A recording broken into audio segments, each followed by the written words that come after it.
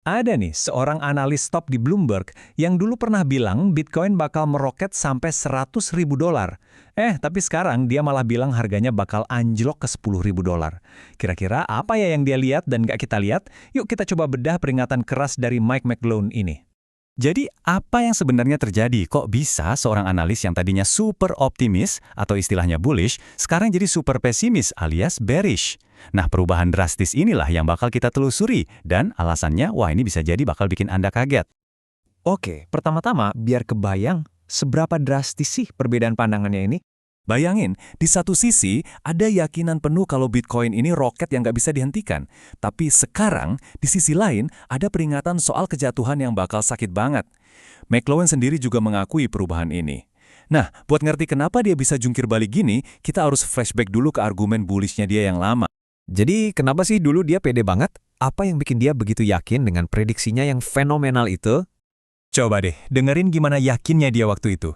Di tahun 2020, bagi McGlowan, sejarah Bitcoin itu udah jadi bukti yang nggak bisa dibantah soal masa depannya. Momentumnya itu udah kayak kereta yang jalan kenceng, seolah-olah nggak ada yang bisa menghentikannya. Logikanya sebenarnya simple tapi kuat banget. Pasokan Bitcoin itu kan terbatas, sementara permintaannya terus nambah. Jadi nilainya naik. Beda banget sama mata uang biasa yang nilainya terus turun. Waktu itu, ini tuh kayak sebuah revolusi. Nah, sekarang kita masuk ke bagian yang paling penting. Menurut McGlone, faktanya udah berubah. Dia percaya masa jaya Bitcoin udah selesai. Yuk kita kupas satu persatu alasannya.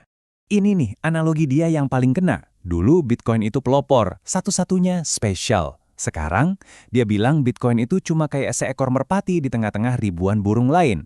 Intinya, Bitcoin udah nggak unik lagi karena saingannya udah luar biasa banyak. Dan kalau ngomongin saingan, angkanya gila. Dari yang tadinya cuma beberapa ribu, sekarang udah hampir 30 juta jenis kripto. Jadi, kekuatan utama Bitcoin, yaitu kelangkaannya, jadi kayak nggak ada artinya lagi di dunia yang punya pilihan digital tanpa batas. Peta permainannya udah berubah total. Tapi masalahnya bukan cuma saingan loh. Fungsi asli Bitcoin sebagai uang digital juga udah ada yang ngambil alih. Sekarang ada stablecoin yang nilainya diikat ke dolar. Jadi harganya stabil. Nah, mereka lah yang sekarang ngerjain tugas itu tanpa naik turun harga gila-gilaan yang bikin Bitcoin jadi ribet buat dipakai transaksi sehari-hari. Nah, ini bagian yang paling beda dari yang lain. Banyak orang kan mikir, peluncuran ETF Bitcoin itu kemenangan besar. Soalnya, investor awam jadi gampang beli Bitcoin. Tapi McGlone, dia justru melihatnya sebagai bendera merah raksasa.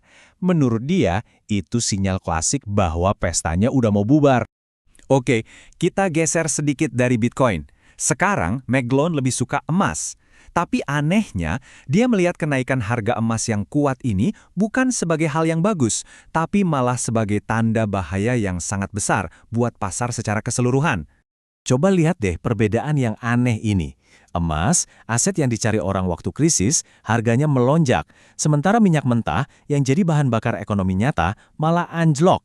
Menurut McGlone, jurang pemisah yang lebar banget ini adalah sinyal bahaya yang nggak boleh diabaikan.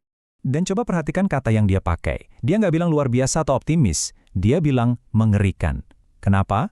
Karena ini bukan cuma soal emas jadi mahal, tapi soal apa yang mendorong harganya.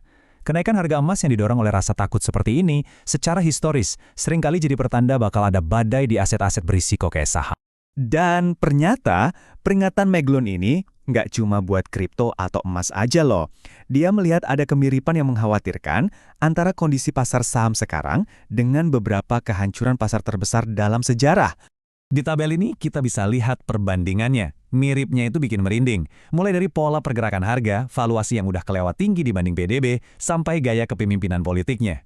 McGlone melihat gema dari tahun 1929 dan 1989, pola-pola yang biasanya muncul sebelum pasar anjlok dalam.